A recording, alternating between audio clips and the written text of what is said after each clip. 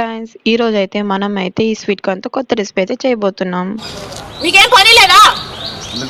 మరి మీకేం పని లేకపోతే గార్డెన్ మనకైతే పని ఉంది గైస్. అప్పుడప్పుడు మనము కొత్త కొత్త రకాలు ట్రై చేసి మనలోని టాలెంట్ ని బయట పెట్టాలి కదా. సో అందుకే నేను అప్పుడప్పుడు కొత్త కొత్తగా ట్రై చేస్తూ ఉంటాను.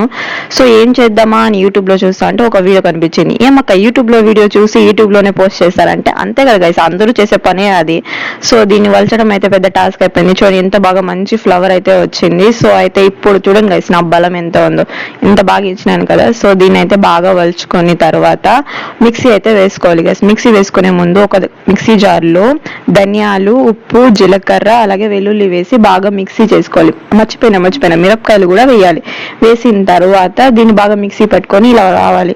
ఇది వచ్చి కాస్త నీళ్ళగా అయిపోయింది కదా. సో దీంట్లోనే కాస్త బియ్యం పిండిని అయితే నేనైతే యాడ్ చేసినాను. తర్వాత ఉల్లిపాయలు, కొత్తిమీర అలాగే కొంచెం కరివేపాకు వేసుకొని బాగా కలుపుకొని వడలు వేసుకోవడం అంతే. మొక్కజొన్న గారెలు అయితే రెడీ అయిపోయింది. ఇది వచ్చి తెలంగాణ స్పెషల్ అంట. చూడాలి టేస్ట్ ఎలా ఉంటుందో. బయట అయితే క్లైమేట్ అయితే చల్లగా ఉంది. ఈ క్లైమేట్ కి మనం ఏమైనా వంటగదిలో తింటే ఆ టేస్టే వేరు కదా.